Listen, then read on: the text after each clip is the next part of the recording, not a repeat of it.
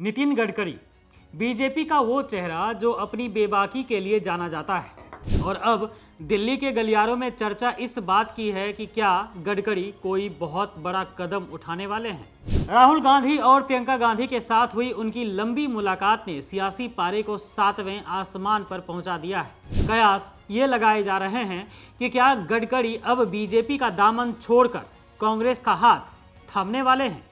आधिकारिक तौर पर तो इस मुलाकात की वजह बसों और ट्रकों में आग लगने की घटनाओं के बाद बने केंद्र सरकार के नए कानून को बताया जा रहा है, जिसमें लाइसेंस फीस में भारी बढ़ोतरी कर दी गई है। राहुल और प्रियंका ने छोटे बॉडी मेकर्स के व्यापार पर आए संकट को लेकर गडकरी से राहत की बात की, लेकिन राजनीति को समझने वाले जानते हैं कि मुलाकातों के पीछे जो दिखता है अक्सर मकसद उससे कहीं बड़ा होता है। जानकार इसे महज एक बहाना मान रहे हैं। असल मामला तो मोदी और शाह के नेतृत्व के साथ बढ़ती दूरियों का है। कहा जा रहा है कि विचारधारा की लड़ाई अब निजी टकराव में बदल चुकी है और इस मुलाकात ने उन चर्चाओं को हवा दे दी है कि क्या गडकरी अब विपक्षी खेमे का बड़ा चेहरा बनने की तैयारी में है।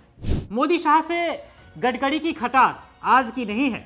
गडकरी ने कई मौकों पर मोदी सरकार की नीतियों और काम करने के तरीके पर सवाल उठाए हैं। याद कीजिए 2019 का वो बयान जब उन्होंने बिना नाम लिए बड़ी बेबाकी से कहा था कि सपने दिखाने वाले नेता लोगों को अच्छे लगते हैं, लेकिन अगर सपने पूरे नहीं हुए तो जनता उनकी पिटाई भी करती है। इसे सीधे तौर पर 2 करोड़ नौकरियों और अच्छे दिनों के वादों पर एक तीखा प्रहार माना गया था कि सपने दिखाने वाले लोग नेता लोगों को अच्छे लगते हैं, पर दिखाए हुए सपने अगर पूरे नहीं किए तो जनता उनकी पिटाई भी करती है। सिर्फ इतना ही नहीं, 2018 में जब बीजेपी मध्य प्रदेश, राजस्थान और छत्तीसगढ़ में चुनाव हारी, तब गडकरी ने दिल्ली के नेतृत्व को आईना दिखाते हुए कहा था कि सफलता के कई पिता होते हैं लेकिन विफलता अनाथ होती है। जीत का श्रेय सब लेते हैं, लेकिन हार की जिम्मेदारी भी शीर्ष नेतृत्व को ही लेनी चाहिए।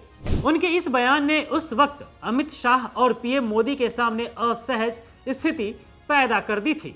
गडकरी की राजनीति हमेशा परफॉर्मेंस और स्पष्टवादिता पर टिकी रही है। हाल ही में उन्होंने जातिवाद पर भी अपनी नाराजगी जाहिर करते हुए कहा था कि जो जाति की बात करेगा उसे वो कस के लात मारेंगे। ये बयान उस दौर में आया जब पार्टी अपनी चुनावी रणनीति में जातिगत समीकरणों को साधने में जुटी थी। जी हाँ, तो मैंने उनको सबको मिलकर 50,000 लोगों में कह दिया, जो करेगा जात की बात उसको कस के मारूंगा लात। इसके अलावा विपक्ष द्वारा उन्हें प्रधानमंत्री पद का ऑफर मिलने की बात सार्वजनिक करना भी ये बताता है कि उनके और पीएमओ के बीच के रिश्ते अब पहले जैसे नहीं रहे। एक अशीच अचानक घटना मी नाव नाही सांगत कोणाचं, ते म्हणाले की if you are going to become a prime minister we will support you.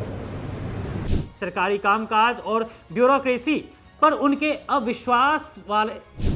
अविश्वास वाले बयानों ने बार बार ये साबित किया है कि वो सिस्टम के भीतर रहकर भी सिस्टम से ही लड़ रहे हैं। अब देखना यह है कि राहुल गांधी और प्रियंका गांधी के साथ शुरू हुई ये बातचीत क्या वाकई किसी बड़े राजनीतिक उठापटक का संकेत है या फिर ये सिर्फ एक विभागीय चर्चा बनकर रह जाएगी।